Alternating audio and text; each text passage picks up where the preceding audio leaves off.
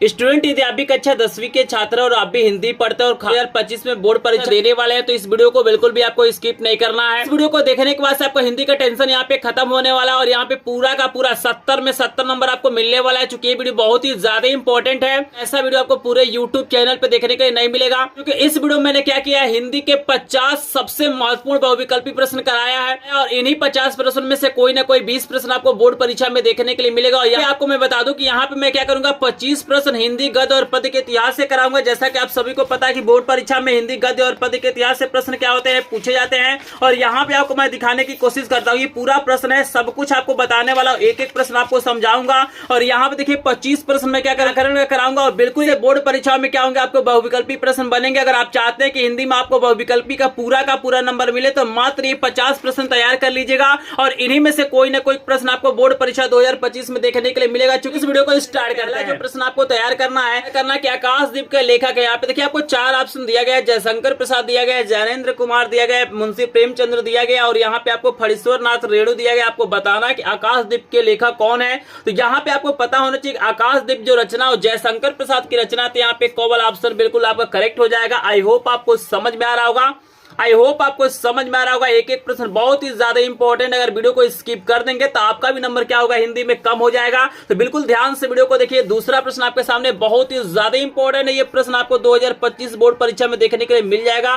प्रश्न आपसे पूछा गया कि चिंतामणि के रचयिता, आपको बताना जो मोस्ट इंपोर्टेंट रचना है चिंतामणि, जो एक प्रकार का निबंध संग्रह है, आपको बताना है किसकी रचना है। महावीर प्रसाद द्विवेदी जी की रचना है, आचार्य रामचंद्र शुक्ल की रचना है, यशपाल की रचना है या ज्ञानेंद्र कुमार की रचना है। तो आप सभी को बता दो कि ये इंपॉर्टेंट जो रचना है रामचंद्र शुक्ल का रचना है। तो यहाँ पे कौवल ऑप्शन आपका करेक्ट हो जाएगा। तो आपके सामने 3 नंबर का प्रश्न देख सकते हैं, कितना ज्यादा इंपॉर्टेंट। बिल्कुल इस प्रश्न को तैयार कर लीजिएगा। प्रश्न आपके सामने है कि कलम का सिपाही कृति, आपको बताना है जो कलम का सिपाही रचना है वो किसकी रचना है। 4 ऑप्शन आपको दिया गया है, वृंदालाल वर्मा दिया गया, अमृत राय दिया गया, मुंशी प्रेमचंद्र दिया गया, गुलाब राय दिया गया। तो आप सभी को बता दो कि जो मोस्ट इंपॉर्टेंट रचना है कलम का सिपाही वो अमृत राय की रचना है। तो यहाँ पे कौवल ऑप्शन बिल्कुल करेक्ट हो जाएगा। और 4 नंबर का प्रश्न देखिए, बिल्कुल आपको तैयार कर लेना, ये भी प्रश्न आपको बोर्ड परीक्षा 2025 में देखने के लिए मिल जाएगा। मोस्ट इंपॉर्टेंट बिल्कुल वायरल प्रश्न, इन प्रश्नों को जरूर देखिएगा। यहाँ पे प्रश्न पूछा जा रहा है कि शुक्ल युग की समय अवधि, आपको बताना है कि शुक्ल युग का जो समय होता है कब से कब तक माना जाता है। 4 ऑप्शन आपको दिया गया है,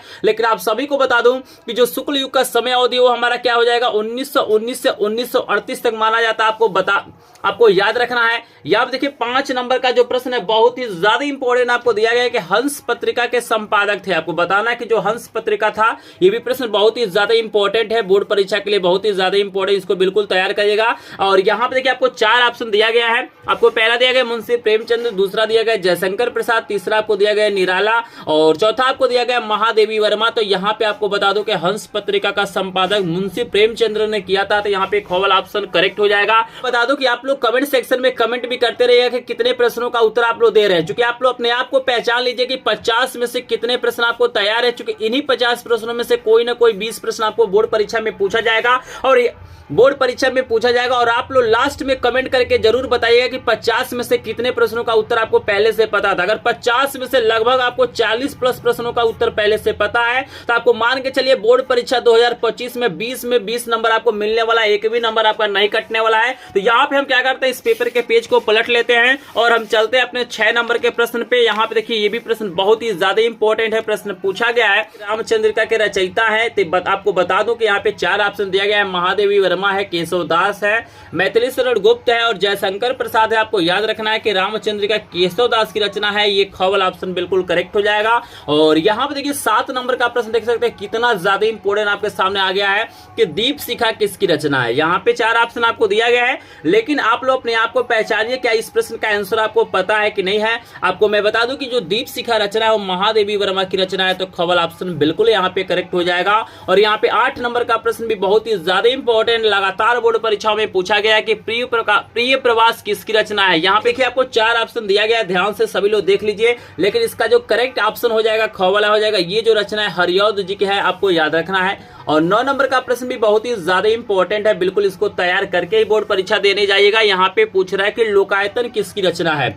यहाँ पर भी आपको 4 ऑप्शन दिया गया है। बता दूं कि जो लोकायतन रचना है सुमित्रा नंदन पंत का है, तो घ ऑप्शन बिल्कुल करेक्ट हो जाएगा। 10 नंबर का प्रश्न देखिए बहुत ही ज्यादा इंपॉर्टेंट है। यहाँ पे पूछा गया है कि आधुनिक काल का समय माना जाता है। देखिए आपको 4 ऑप्शन दिया गया है और पूछा जा रहा है भैया आधुनिक काल का समय कब से कब तक माना जाता है। आपको बता दूं स्टूडेंट कि आधुनिक काल का जो समय है सन 1843 से अब तक माना जाता है। चूंकि इस समय भी आधुनिक काल चल रहा है, यहाँ से आप लोग आसानी से पहचान सकते हैं कि अब तक जब भी देगा तो वही क्या हो जाएगा, आपका आंसर हो जाना चाहिए। आई होप आपको यहाँ पे 10 प्रश्न समझ में आ गया होगा। आप लोग कमेंट सेक्शन में जरूर बताइएगा कि 10 में से कितने प्रश्नों का उत्तर आप लोगों को पता था, यानी कितने प्रश्नों का आंसर आप लोग पहले से जानते थे। अगर 10 में से लगभग 5+ प्रश्नों का आंसर आपको पहले से पता था तो आपकी तैयारी बहुत ही बेहतरीन हो रही है। तो आप लोग कमेंट सेक्शन में जरूर बताइएगा। फिलहाल आपको लेके चलते हैं 11 नंबर प्रश्न पे। यहाँ पे देखिए 11 नंबर का जो प्रश्न आपको तैयार करना है कि त्याग पत्र के लेखक है। यहाँ पे देखिए 2 ऑप्शन आपको दिखाई दे रहा है और 2 और ऑप्शन आपको मैं अगले पेज पे दिखाने की कोशिश करता हूँ। यहाँ पे देखिए 2 और ऑप्शन आपको दिया गया है, मुंशी प्रेमचंद्र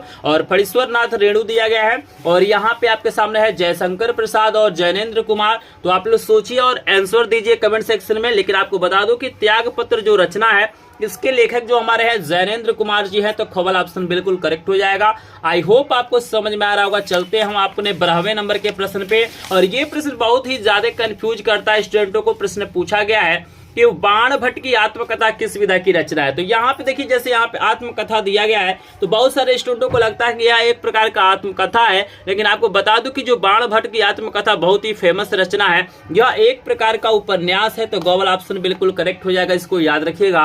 और 13 नंबर का प्रश्न आपको दिया गया है कि आचार्य रामचंद्र शुक्ल के निबंध संग्रह का नाम है। इसमें से कौन सा ऐसा रचना है जो आचार्य रामचंद्र शुक्ल का निबंध है। 4 ऑप्शन आपको दिया गया है। देखिए ठलुआ क्लब है, चिंतामणि है, विचार विधि है और रस मीमांसा है।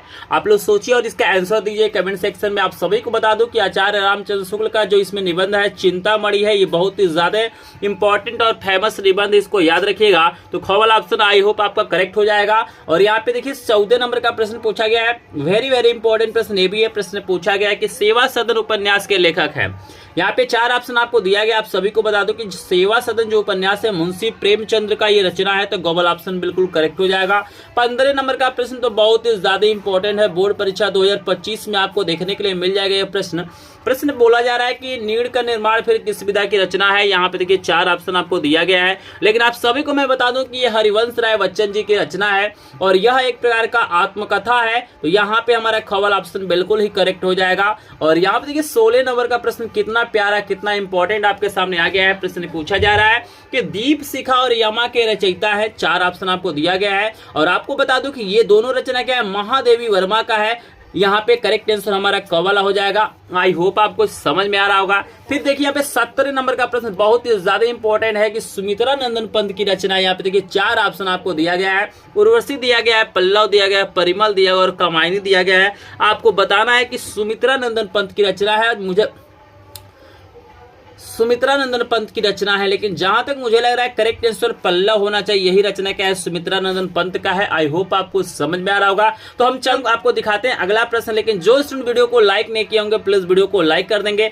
चैनल पे पहली बार आए होंगे तो चैनल को सब्सक्राइब करेंगे, चूंकि एकमात्र चैनल है जो आपको फ्री में वायरल पेपर, मॉडल पेपर और सभी प्रकार के इंपॉर्टेंट प्रश्नों का क्या करता है, वीडियो और पीडीएफ नोट प्रोवाइड करता है। तो जिनको भी बोर्ड परीक्षा 2025 की तैयारी बिल्कुल फ्री में करना है, पीडीएफ नोट, लाइव क्लास और इंपॉर्टेंट पेपर के माध्यम से, तो प्लीज चैनल को सब्सक्राइब करेंगे। और जिनको भी पीडीएफ नोट चाहिए सभी विषयों के इंपॉर्टेंट प्रश्न, वायरल पेपर और मॉडल पेपर का, तो हमारे ग्रुप को ज्वाइन करेंगे, जिसका लिंक आपको डिस्क्रिप्शन में मिल जाएगा। अगर आपको अभी तक कोई भी पीडीएफ नोट नहीं मिला है तो आपको लास्ट में अपना व्हाट्सएप नंबर दूंगा, वहां पे आप लोग मैसेज करके पीडीएफ नोट ले सकते हैं। क्योंकि मेरे पास क्या है, सभी विषयों के एमसीक्यू प्रश्न हो गया, वायरल मॉडल पेपर हो गया, सभी प्रकार के पीडीएफ नोट उपलब्ध हैं। अगर उससे तैयारी करते हैं तो बोर्ड परीक्षा 2025 में आपको 95% से ऊपर नंबर आ सकता है। तो चलिए लेके चलते हैं अपने नेक्स्ट प्रश्न पे। 18 नंबर का प्रश्न आपके सामने है कि रीतिकाल से संबंधित रचना। यहाँ पे 4 रचना आपको दिया गया, देख सकते हैं, पद्मावत है, आखिरी कलाम है, सूरसागर है, बिहारी सत सही। आपसे पूछा गया है कि इसमें कौन सी ऐसी रचना है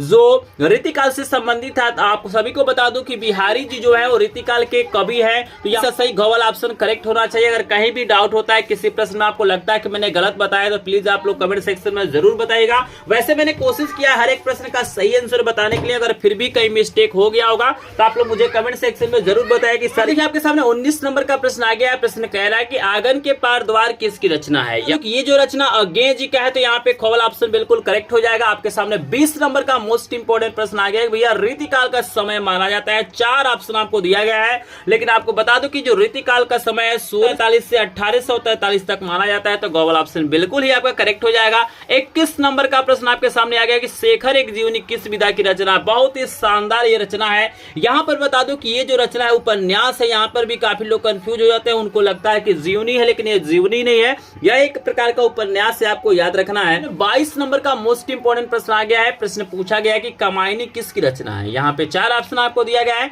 लेकिन आपको बता दो कि जो कमायनी रचना है जयशंकर प्रसाद की रचना है, तो खवल ऑप्शन बिल्कुल करेक्ट हो जाएगा। इस नंबर का प्रश्न आपसे पूछा गया है कि चिदम्बरा के रचयिता है। यहाँ पे 2 ऑप्शन आपको नजर आ रहा है, सुमित्रा नंदन पंत और महादेवी वर्मा। और इसके अलावा भी आपको 2 ऑप्शन यहाँ पे दिया गया, देख सकते हैं, बिहारी और सेनापति आपको दिया गया है। तो आप सभी को बता दूं स्टूडेंट, यहाँ पे जो चिदम्बरा रचना है बहुत ही ज्यादा फेमस रचना है, आई होप आप लोग जानते होंगे। यहाँ पे बता दो कि जो चिदम्बरा रचना है ना, ये सुमित्रा नंदन पंत का है, तो यहाँ पे करेक्ट आंसर हमारा कौवाला हो जाएगा। ठीक है, चलिए हम चलते हैं अपने 24 नंबर के प्रश्न पे। और 24 नंबर का ये प्रश्न बहुत ही ज्यादा बोर्ड परीक्षा में पूछा गया है। प्रश्न कह रहा है कि साकेत किसकी रचना है। 4 ऑप्शन आपके सामने है। आपको बता दो कि जो साकेत रचना है ना, ये मैथिली शरण गुप्त की रचना है। ये भी प्रश्न बहुत ही ज्यादा इंपॉर्टेंट है, बोर्ड परीक्षा 2025 में आपको देखने के लिए मिल सकता है, इसको भी तैयार कर लेंगे। और 25 नंबर का प्रश्न आपको दिया गया है। यहाँ पे देखिए आपके सामने है कि जयशंकर प्रसाद की रचना नहीं है, आंसू झरना लहर यमा। तो 4 ऑप्शन आपको दिया गया है। तो 25 नंबर प्रश्न का आंसर क्या करना, आपको मुझे कमेंट सेक्शन में बताना। अगर आपको इसका आंसर पता होगा तो आप लोग जरूर कमेंट सेक्शन में बताइएगा, ताकि चल जाए कि ये प्रश्न आपको तैयार है कि नहीं तैयार है। तो जिनको भी आंसर पता होगा इसमें कौन सी ऐसी रचना है जो जयशंकर प्रसाद की नहीं है, प्लीज आप लोग कमेंट सेक्शन में कमेंट जरूर करिएगा। और आप लोग मुझे ये भी बताइएगा, जो हिंदी गद्य और पद्य के इतिहास पे मैंने 25 प्रश्न कराया, इसमें से कितना प्रश्न आपको पहले से पता था। अगर आपको यहाँ पे 20 प्लस प्रश्न पहले से पता था, तो मान के चलिए आपकी तैयारी बहुत बेहतरीन हो रही है। अगर नहीं पता था तो आपको और तैयारी करने की जरूरत है, लेकिन बोर्ड परीक्षा में जाने से पहले इन प्रश्नों को जरूर तैयार करेंगे। और इसके बाद से आपको मैं हिंदी व्याकरण पे जो प्रश्न आते हैं बोर्ड परीक्षाओं में, यहाँ पर भी मैं आपको 25 प्रश्न कराने जा रहा हूं, तो इसको भी बिल्कुल ध्यान से देखिएगा। बस 50 प्रश्न देख के जाइएगा, बिल्कुल बोर्ड परीक्षा में एक भी प्रश्न आपका नहीं छूटने वाला है। तो जल्दी से सभी लोग कमेंट सेक्शन में बताइए 25 नंबर प्रश्न का आंसर, और आप लोग बताइए 25 में से कितना प्रश्न पता था। अब हम चलते हैं हिंदी व्याकरण के पहले प्रश्न पे। देखिएगा आपसे प्रश्न पूछा जाएगा रस पे आधारित। जैसे पहला प्रश्न आपसे पूछा गया है कि करुण रस का स्थायी भाव है। 4 ऑप्शन आपको दिया गया है। आपको बता दो कि करुण रस का जो अस्थायी भाव होता है शोक होता है, तो खवल ऑप्शन बिल्कुल करेक्ट हो जाएगा।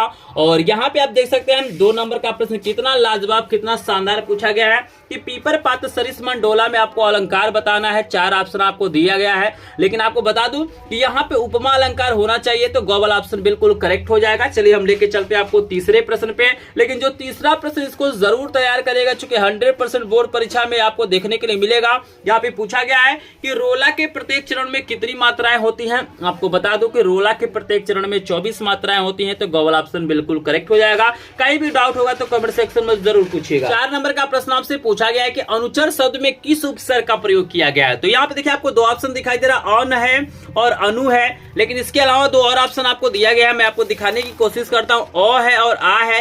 लेकिन आपको बता दूं कि अनुचर जो शब्द है, इसमें ना आपका अनु उपसर्ग होगा, तो खवल ऑप्शन बिल्कुल करेक्ट हो जाएगा। आपको समझ में आ रहा होगा, बिल्कुल लेटेस्ट सिलेबस जो 2025 का है उसी के अनुसार बिल्कुल ये प्रश्न है, कहीं बाहर से प्रश्न नहीं लिए गए हैं, बिल्कुल आपके सिलेबस का प्रश्न है। तो जिनको भी क्या करना है, 2025 के बोर्ड परीक्षा में हिंदी में आपको 70 में 70 नंबर पाना है, तो इन प्रश्नों को जरूर तैयार करेगा। आपको लेके चलते हैं हम 5 नंबर प्रश्न पे। और यहाँ पे देखिए कितना ज्यादा इंपॉर्टेंट प्रश्न आपको दे दिया गया है। प्रश्न पूछ रहा है कि चक्रपाणी में समास होगा। आपको बताना है कि ये जो शब्द चक्रपाणी है, इसमें कौन सा समास हो सकता है। 4 ऑप्शन आपको स्टूडेंट यहाँ पे दिया गया है, द्वंद्व है, दिगु है, कर्मधारय है, बहुव्रीहि है। आपको बता दूं कि यहाँ पे क्या होगा, बहुव्रीहि समास होना चाहिए, तो घ वाला ऑप्शन बिल्कुल करेक्ट हो जाएगा। और यहाँ पे देखिए 6 नंबर का प्रश्न आपसे पूछा गया है कि पुहु पुहुप शब्द का तत्सम रूप है। यहाँ पे देखिए तत्सम रूप भी आपको बोर्ड परीक्षा में पूछा जाएगा, तो आपको बता दो कि 6 नंबर प्रश्न का करेक्ट आंसर पुष्प होना चाहिए। लेकिन अगर आपको डाउट लगता है, आपको गलत लगता है, तो कमेंट सेक्शन में जरूर बताइएगा। और 7 नंबर का प्रश्न है कि तस्य की विभक्ति और वचन बताना है। तो आई थिंक इसका जो विभक्ति और वचन की बात करें तो यहाँ पे 7 नंबर प्रश्न का आंसर षष्ठी विभक्ति एक वचन होना चाहिए। इसको देख लीजिएगा, आपके बुक में मिल जाएगा। अगर कहीं डाउट होगा तो बताइएगा, लेकिन इसको जरूर तैयार करिएगा। 8 नंबर का प्रश्न है कि जानवर दौड़ते हैं, इस वाक्य में दौड़ते पद जो है वो क्या हो सकता है? उद्देश्य हो सकता है, विधेय हो सकता है, दोनों हो सकता है, इनमें से कोई नहीं। तो जहां तक मुझे लग रहा है ये विधेय होना चाहिए, ठीक है ना। जैसे आप लोग सब्जेक्ट और प्रेडिकेट इंग्लिश में पढ़े होंगे तो ये प्रेडिकेट है। आई होप आपको समझ में आ रहा होगा। 9 नंबर का प्रश्न बहुत ही ज्यादा इंपॉर्टेंट है। ये प्रश्न बोर्ड परीक्षाओं में देखने के लिए मिल जाता है, हर साल ये प्रश्न पूछा गया है कि वाच्य प्रयोग के कितने भेद होते हैं। तो आप सभी को बता दूं कि वाच्य प्रयोग के 3 भेद होते हैं, कर्तावाच्य, कर्मवाच्य और भाववाच्य होता है। तो यहाँ पे 3 प्रकार के होते हैं। तो कॉमन ऑप्शन बिल्कुल ही आपका करेक्ट हो जाएगा। और 10 नंबर का प्रश्न देखिए, संज्ञा पे भी आधारित आपसे प्रश्न पूछा जाता है कि संज्ञा के मुक्तक कितने भेद होते हैं। तो आप लोग पढ़े होंगे कि नाउन के 5 भेद होते हैं, तो वही चीज है। तो यहाँ पे करेक्ट आंसर कॉमन हो जाएगा। और लेके चलते हैं आपको नेक्स्ट पेज पे, 11 नंबर का प्रश्न आपको दिखाते हैं। और ये प्रश्न पूछा गया, भैया हास किस रस का स्थायी भाव है? तो थोड़ा सा आप दिमाग दौड़ाएंगे तो इसका आंसर दे सकते हैं। जो हास होगा, हास्य रस का होगा स्थायी भाव, तो कॉमन ऑप्शन बिल्कुल करेक्ट हो जाएगा। और 12 नंबर का प्रश्न है कि यही कहीं पर बिखर गई वो भगत विजय माला से इसमें अलंकार बताना है। तो जहां तक मुझे लग रहा है इसमें उपमा अलंकार होना चाहिए, लेकिन आप लोग मुझे कमेंट सेक्शन में जरूर बताएंगे कि यहाँ पे उपमा अलंकार होगा, अनुप्रास होगा कि रूपक होगा, कुछ प्रेक्षा हो जाएगा, क्योंकि यहाँ पे मुझे थोड़ा सा कंफ्यूजन है। तो आप लोग अगर गलत हम बताए होंगे तो जरूर बताएंगे। और 13 नंबर का प्रश्न है, यहाँ पे बहुत ही शानदार आपको दिया गया है कि यह सममात्रिक छंद है, इसमें 4 चरण होते हैं, प्रत्येक चरण में 24 मात्राएं होती है, 11 और 13 मात्राओं पर यति होती है। यह लक्षण किस छंद का है? तो ये रोला का है। तो करेक्ट आंसर क वाला हो जाएगा। और 14 नंबर का प्रश्न बहुत ही ज्यादा इंपॉर्टेंट है भाई कि पर्यावरण शब्द में उपसर्ग होगा, तो पर्यावरण में परि उपसर्ग का प्रयोग किया जाता है। तो घ वाला ऑप्शन बिल्कुल करेक्ट हो जाएगा। शुभ कर्म में आपको समास बताना है, तो जो शुभ कर्म है इसमें जो समास हो जाएगा कर्मधारय हो जाएगा। तो ग वाला ऑप्शन बिल्कुल करेक्ट हो जाएगा। 16 नंबर का प्रश्न है कि करपट किसका तत्सम रूप है? तो चलिए हम ऑप्शन को देखते हैं और आपको बताते हैं कि जो करपट है वो किसका होगा, कान का है, कपड़ा का है, कंधा का है कि कपूर का है। आपको बता दूं कि जो करपट है वो कपड़ा का हो जाएगा तत्सम रूप। तो यहाँ पे खवल ऑप्शन बिल्कुल करेक्ट हो जाएगा। और आपके सामने 17 नंबर का प्रश्न दिया गया, स्टूडेंट देख सकते हैं, बहुत ही प्यारा प्रश्न आपको दिया गया है, तौ की विभक्ति और वचन होगा। तो बता दो कि 17 नंबर प्रश्न का भी आंसर हमारा षष्ठी विभक्ति एक वचन होना चाहिए। कहीं भी डाउट होगा तो कमेंट सेक्शन में बताइएगा। और 18 नंबर का प्रश्न है भैया कि राम पढ़ता है, इस वाक्य में राम क्या है? तो राम उद्देश्य है। तो यहाँ पे कॉल ऑप्शन बिल्कुल करेक्ट हो जाएगा, करता है।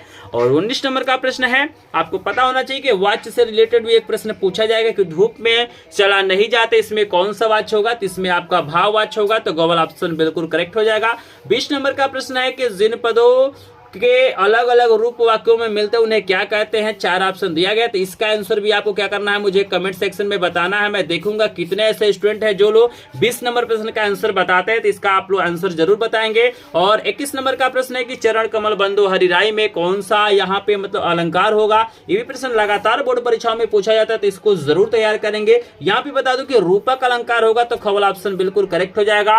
और यहाँ पे पूछा गया है 22 नंबर का प्रश्न की सोरठा छंद में कितने चरण होते हैं? तो चलिए हम चलते हैं ऑप्शन पे और आपको बता दें कि सोरठा जो छंद है यहाँ पे उसमें 4 चरण होते हैं। तो यहाँ पे गौ वाला ऑप्शन बिल्कुल करेक्ट हो जाएगा। और 23 नंबर का प्रश्न है कि दशानन में कौन सा समास है? तो दशादन में जो आपका होगा बहुव्रीहि समास। तो गौवल ऑप्शन बिल्कुल करेक्ट हो जाएगा।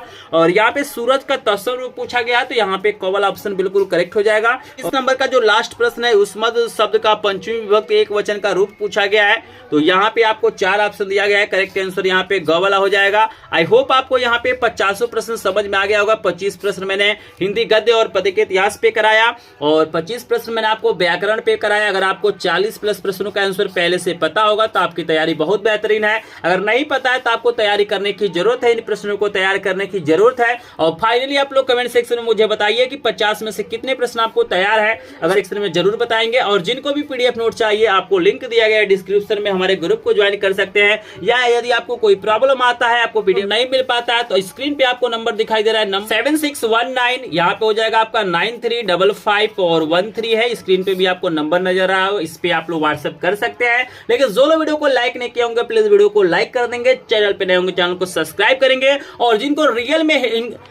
रियल में हिंदी में 70 में 70 नंबर चाहिए, स्क्रीन पे आपको 2 वायरल पेपर दिखाई दे रहा होगा हिंदी का, इसको क्लिक करके देखिए और इस पूरे पेपर को तैयार कर लिए आपको 70 में 70 नंबर मिल सकता है। तो चलिए मिलते हैं नेक्स्ट वीडियो में, तब तक आप सभी का धन्यवाद।